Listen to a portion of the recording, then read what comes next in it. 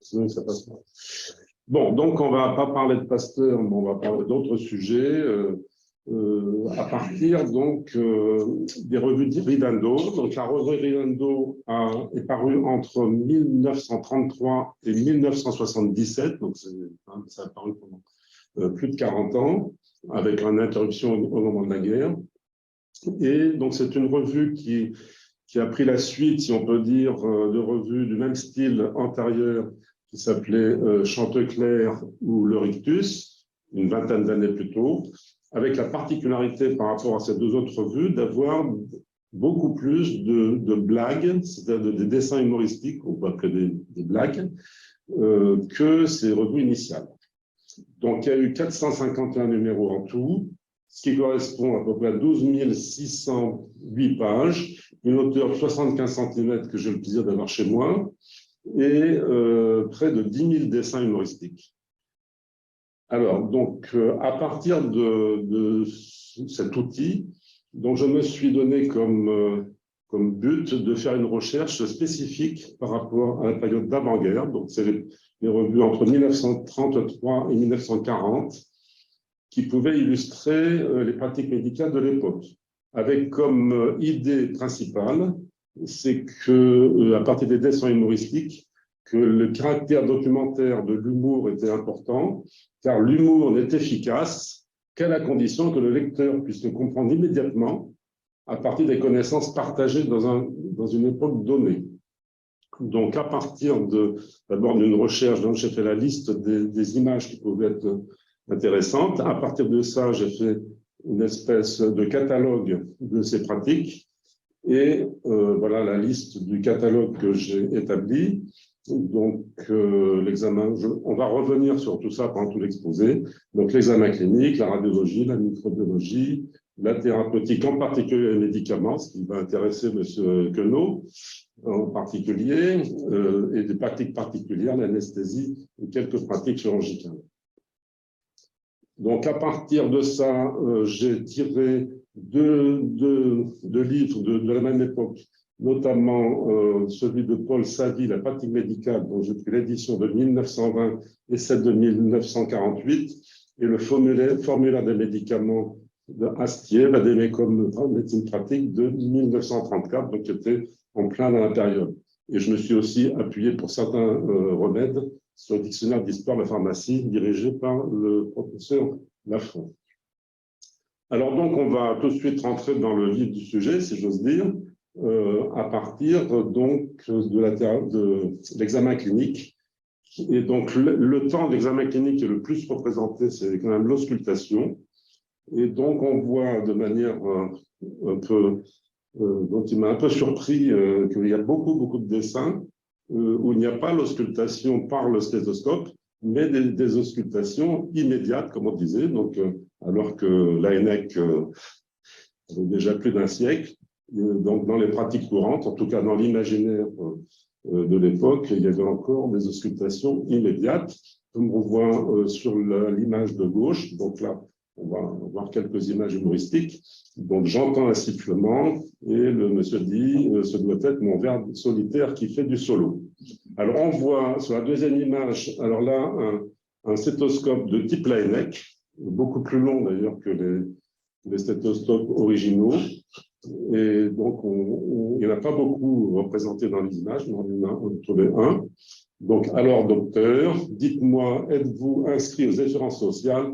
Non, vous avez tort, votre veuve aurait un petit pécule. C'est vrai que le personnage n'a pas très bonne mine. Alors, il y a un autre temps qui est représenté quelquefois, c'est la prise de température, et notamment les cônes de température, comme on voit à droite. C'est un malade qui tient une feuille dans sa main, qui est banquier, et il dit à la garde malade, si ça monte, encore d'un point, vendez. Donc la radioscopie, qui est aussi un temps, il y a pas mal il y a au moins une dizaine d'images que j'ai retrouvées. Donc il faut savoir que la radiographie a été découverte en 1895. La radioscopie elle-même est apparue que 2 ans plus tard.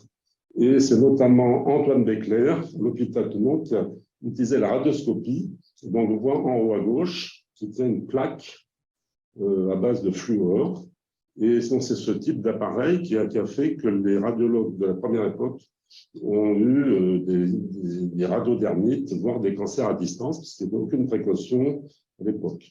Cette radioscopie a été beaucoup utilisée jusque vers les années 1960, parce que quand j'étais généraliste, que je me suis installé en 1984 dans un cabinet de groupe, il y avait toujours un appareil qui n'était plus utilisé, mais qui était dans un local particulier. Et jusqu'en 1960, ça a été un peu utilisé. Alors là, on a à droite une image d'une dame qui est surprise. Quand mon mari est habillé, on ne croirait jamais qu'il est si maigre que cela. Alors, autre indication sur la microbiologie. Donc, après la découverte de Pasteur et de quelques autres, les bactéries pathogènes étaient de mieux en mieux connues, mais à part les précautions d'hygiène, les connaissances avaient peu de conséquences en pratique jusqu'à l'arrivée des antibiotiques et ensuite aussi des vaccinations à grande échelle. Alors là, on a donc un dessin de 1934 où un monsieur dit à sa femme de ménage: qu'est-ce que c'est que ça? Les vieux journaux de l'année 1918, retirez-moi ça, je ne veux pas attraper la grippe espagnole. Dans le cadre de la microbiologie, il va noter que M. Maurice Sauvant, je n'ai pas trouvé de référence sur ce dessinateur, il a publié 119, ce qu'il appelait les microdialogues. C'est en fait des petites scénettes entre microbes. Il a même publié une 70 après-guerre aussi. Et donc, voilà 3 exemples de ces microdialogues qui donnaient une idée un peu des connaissances des médecins de l'époque sur la microbiologie. Donc, à gauche, la plaie est refermée. Je croyais qu'il y avait un drain. Il est parti. Vous avez manqué le drain. Voilà, deuxième image donc de 1936. C'était un peu l'actualité.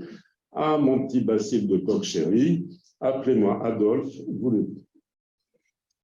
Troisième image de 1937. Ma Spirine va accoucher d'un moment à l'autre. Elle est enceinte depuis 20 minutes et nous attendons 45 millions d'enfants. Je ne sais pas si les chiffres sont réalistes. Voilà. Alors là, on a une dizaine d'images de diapositives thérapeutiques. Donc là, c'est un peu l'exemple de la manière dont je me suis pris. Donc j'ai trouvé les images comme à gauche, par exemple. Donc je vais tout de suite vous présenter ce dessin. Donc le pharmacien est distrait. Alors, nous disons un tube d'aspirine, une douzaine de rigolos, de la quinine et 3 ampoules d'huile camphrée. À propos, tout le monde va bien chez vous? Alors, donc à partir de ce genre d'image, j'ai ressorti donc les thérapeutiques qui étaient signalées et j'ai à chaque fois fait un petit commentaire. Donc l'aspirine était évidemment commercialisée depuis environ 1899 exactement. Bon, voilà, ça n'a pas beaucoup changé comme indication par rapport à nos jours. Le cataplasme rigolo a été inventé en 1866 par un pharmacien qui s'appelait Paul-Jean Rigolo, avec 2 L. En fait, c'était ce qu'on appelait surtout le papier rigolo, qui est un cataplasme à base de farine de moutarde, que les gens mettaient sur la poitrine contre les pneumonies, pour les congestions. Voilà, un peu le même principe que les ventouses qu'on verra tout à l'heure. Donc, l'huile camphrée, donc on sait que le camphre a été le cheval de bataille de certains rastailles au XIXe siècle, et donc il a été utilisé dans énormément d'indications, comme la grippe, les syncopes, les hémorragies, etc., gènes respiratoires. Et l'huile camphrée, proprement dite, était donc du camphre qui était mélangé avec de l'huile d'olive et d'amande, qui servait pour faire certains lavements, y compris des instillations intravésicales, etc., et dans les oreilles, dans le nez, ou pour imbiber les pansements. La quinine, donc bien sûr le principe actif du quinquina, qui était utilisé aussi très largement, notamment un peu dans toutes les fièvres, en concurrence avec l'aspirine. Voilà. Alors, deuxième image, donc je vais vous lire le texte à gauche. Donc, il s'agit d'une salle d'hôpital où l'infirmière dit au médecin: docteur, je lis sur l'ordonnance bleu de méthylène et le pharmacien m'envoie du bol d'Arménie. Le médecin répond: c'est idiot, d'autant plus que j'ai écrit bicarbonate de soude.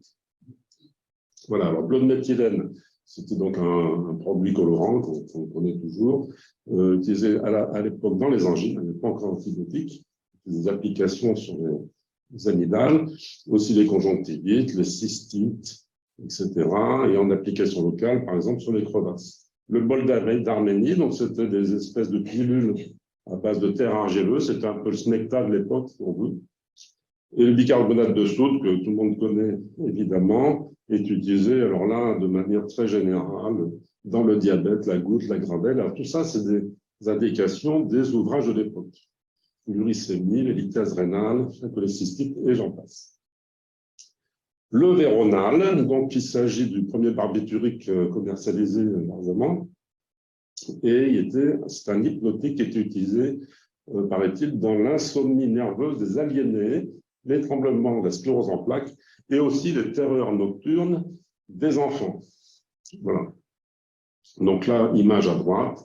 Monsieur le pharmacien, vous soyez gentil de le parfumer un peu, c'est pour offrir. Deuxième calmant, si on peut dire, le bromure, le fameux bromure. Donc le bromure, dans le texte de sa vie de 1920, donc après la guerre de 14, est indiqué comme prescrit dans l'épilepsie, les crises nerveuses et névralgie. Mais l'effet anaphrodisiaque dont tout le monde a entendu parler n'est pas mentionné du tout, bien qu'une rumeur d'armée française indiquait que le bromure était versé dans le quart de vin des militaires. En fait, d'après ce que j'ai pu lire, il s'agissait en fait d'une légende qui est toujours tenace, parce qu'il y a plein de gens qui croient que ce que les sociologues appellent une légende urbaine, parce que d'abord, il n'y aurait jamais eu assez de bromure pour en mettre dans tout le vin de tous les soldats pour les armer. Alors, des dessins en bas à droite, qui est paru en 1940. La guerre était déjà commencée, il y a eu plusieurs numéros pendant le début de la guerre. Comment votre femme ne se plaint pas du bromure? Non, je suis célibataire.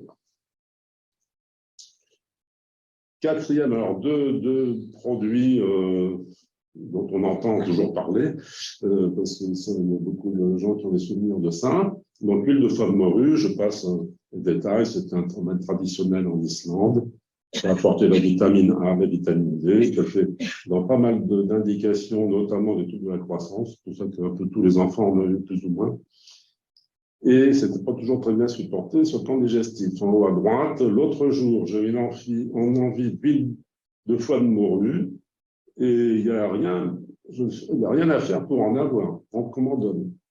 Alors, la jouvence de l'abbé Souris, qui est toujours commercialisée, a été en fait inventée à partir du XVIIIe siècle par l'abbé Delarue de Séloville, dans l'Eure, qui a confectionné un remède à base de plantes pour les pauvres de sa paroisse. Il avait pris à un moment donné sous sa protection Gilbert Souris, qui fut ensuite ordonné prêtre et qui continua le travail de M. Delarue en fabriquant cette préparation qui était alors appelée la tisane des deux abbés. Dumontier, qui était pharmacien, mais surtout petit-neveu de l'abbé Souris, a déposé la marque Jouvence de l'abbé Souris le 18 avril 1899. Voilà, ce remède a été racheté, remanié plusieurs fois, toujours commercialisé comme vénotonique, avec des produits qui sont désormais très anodins. Et la composition a beaucoup changé depuis toujours. Alors, dessin en bas à droite. Dit Toto, qu'est-ce qu'elle a ta mère pour grossir comme ça? Eh bien, elle prend de la souris de la jouvence. Alors là, donc, dans les thérapeutiques, les sangsues. Donc les sangsues, remèdes traditionnels. Et donc, au début du XXe siècle, étaient toujours utilisées. Elles s'employaient donc contre les points de côté, les péricardites, etc. Et surtout, finalement, la congestion cérébrale. Il y a très peu de personnes qui avaient une hyplégie sans avoir des sangsues, finalement, à cette époque-là. Et elles se plaçaient au niveau de la mastoïde. Et donc, sa vie précise qu'il faut quand même les éviter chez les hémophiliques, les malades affaiblis et les vieillards. Donc, le dessin humoristique, c'est la personnel de maison qui vient et qui dit comment il les préfère, monsieur, les sangsues saignantes ou bien cuites. Voilà, donc on n'avait pas trop compris l'utilisation pratique.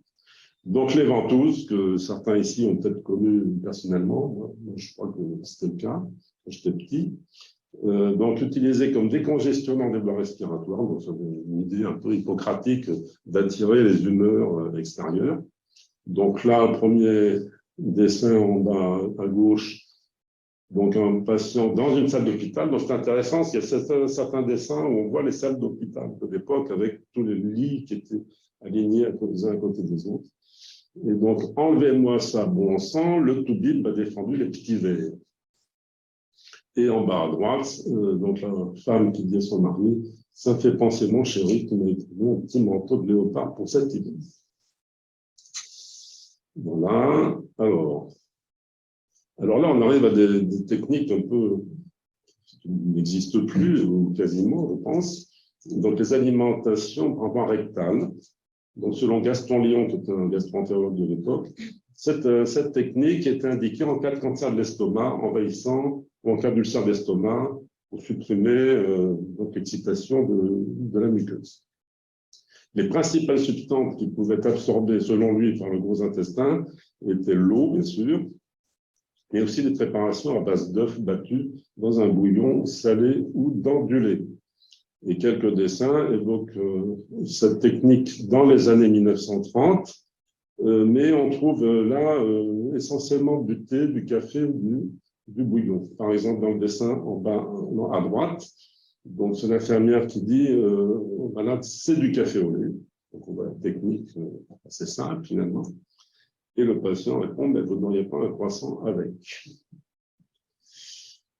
Alors, aussi technique un peu oubliée, mais qui a eu son heure de gloire, donc surtout dans les sanatoriums, donc inventé en 1880 par un médecin italien.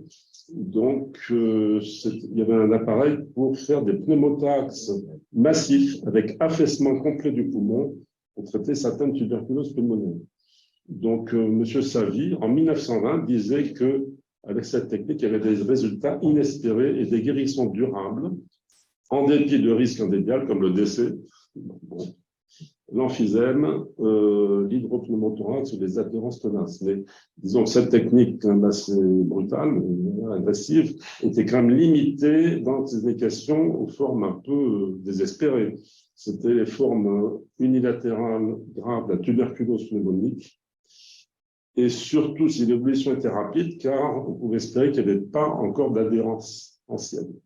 Donc le dessin à droite de 1938, je vais d'abord faire un trou de quelques centimètres et vous ne sentirez rien ensuite quand j'enfoncerai l'aiguille. Donc on voit, ça c'était des dessins donc parus dans la revue, les médecins lisaient ça et pour eux ça paraissait d'actualité, quoi. Alors, le poumon d'acier, donc là aussi, c'est heureusement un sujet un peu oublié. Donc, ça a été inventé en 1927.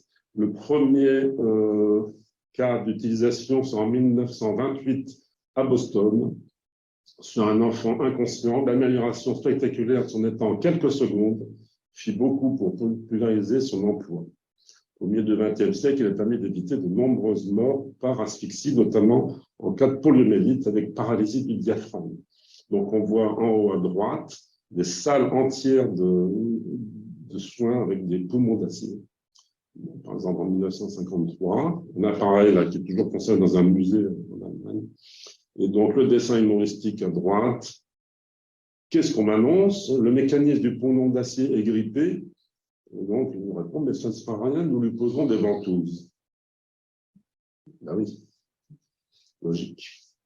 Alors, deux techniques un peu originales. Donc, la méthode Coué, donc on n'explique beaucoup de nos jours. Donc, le dessin, bon, soignez-vous bien avec méthode Coué. Vous n'avez qu'à dire, je vais bien, je vais bien. Oui, mais c'est que je mens si facilement. Bien entendu, c'est plus d'actualité, mais ça reste toujours dans le langage courant, notamment de manière péjorative pour les milieux politiques. Voilà. Alors, les dragées d'Hercule, donc ça, c'est un peu le Viagra de l'époque, si on peut dire. Donc, c'est un remède à base de cantharides, utilisé comme aphrodisiaque. C'était similaire aux pastilles de Richelieu, utilisées au XVIIIe siècle, notamment par le marquis de Sade. Il y a même un film en 1960, donc c'est quand même assez récent, qui s'appelait Les pilules d'Hercule, qui est paru avec Francis Blanche. Voilà, alors en bas à droite, les dragées d'Hercule, les sirops aphrodisiaques, les traitements électriques, rien n'y fait. Le médecin me dit, essayez donc les bains d'eau pétrifiante. Éther et chloroforme, je vais essayer de ne pas être trop long, mais j'arrive déjà à la fin. 2-3 minutes. Oui, ça va. Donc, éther et chloroforme. Donc d'abord, il y a eu le traitement par l'éther en 1886. Ensuite, le chloroforme a pris le relais, notamment après l'accouchement de la reine Victoria. Et au début du XXe siècle, donc, l'éther est revenu à la mode avec l'utilisation des masques d'anesthésie d'ombre d'âne. Donc, le dessin à droite, il n'y a plus de chloroforme. Voyez donc, s'il n'y a pas à la TSF quelques discours officiels. Alors, un autre type d'anesthésie, la rachianesthésie, ça c'est une découverte que j'ai faite, qui en fait est utilisée de manière coordonnée, avec un protocole au début du XXe siècle, notamment par Théodore Tuffier à la Riboisière. Et donc, voilà, par exemple, l'image, mes compliments, madame, puisqu'elle est réveillée, mes compliments, madame, vous avez un ravissant intérieur. Donc, les dentistes, donc là, je vais très rapidement. Donc, à gauche, vous m'affirmez que ce dentier durera toute ma vie. Et oui, c'est allemand, et même davantage. Et à droite, de quel côté mangez-vous? Du côté de la gare Saint-Lazare. Voilà. Alors, les greffes de testicules de singe, donc ça, c'est un grand sujet vraiment ancien. Donc, je vais passer très rapidement. Donc, on sait que Serge Voronoff, donc en 1920, a fait la première greffe de testicules de singe à un homme de 45 ans. Cette tentative, comme les suivantes, sont considérées comme des succès. Bon, ça a amélioré le bien-être général et de temps en temps, une augmentation de la libido. Donc après, ça est passé de mode, surtout avec la fabrication de testostérone. Donc alors, dessin, monsieur, je vais vous greffer des glandes de singe. Pour me rendre plus fort? Non, pour vous rendre plus malin. Voilà, chirurgie esthétique, donc c'est la dernière diapositive, donc vous êtes dans le temps. Donc la chirurgie esthétique est surtout née en France avec le traitement des gueules cassées par le milieu militaire. Et avec l'invention à ce moment-là, des techniques sont toujours utilisées, notamment par M. Hippolyte Morestin au Val-de-Grâce. Certains de ses élèves développaient ensuite la chirurgie esthétique, on peut dire sur corps sain, qui sont des gars de guerre, au sens moderne, en particulier Raymond Passot, qui présenta en 1919 à l'Académie de médecine un travail sur le lifting facial et qui justifia en 1933 dans son livre Sculpture du visage la chirurgie esthétique comme un traitement de certaines névroses et même de la prévention des suicides. Suzanne Noël, autre élève de Morestin, fut également pionnière en chirurgie esthétique. Donc là, il y a quelques images. On voit notamment les femmes en haut à droite qui rentrent en étant un peu éclopées et qui ressortent sous la forme de très belles jeunes filles, très minces. Et voilà. Et en bas à droite, donc c'est deux personnes qui discutent. Il y en a un qui dit « Tiens, c'est votre fille ?» Il dit « Non, c'est ma grand-mère. » Voilà. Alors, conclusion. Donc, la médecine d'avant-guerre, vue au travers des dessins de Ridando, pourrait nous sembler désuète. On regarde l'apparition dans la deuxième moitié du XXe siècle de la pénicilline, de l'euroleptique, des innombrables progrès en biologie, en imagerie, en thérapeutique. Mais cette médecine, qui date de moins d'un siècle, reste toujours présente dans l'imaginaire collectif, comme celle d'une époque où la relation médecin-malade avait bien plus de sens qu'aujourd'hui, et où l'humour avait encore toute sa place. Au-delà de la période d'avant-guerre, la revue Ridando, qui est parue jusqu'en 1977, apparaît comme un outil historico-médical intéressant et plaisant, permettant une approche originale de l'histoire de la médecine en France au XXe siècle. Je vous remercie de votre attention.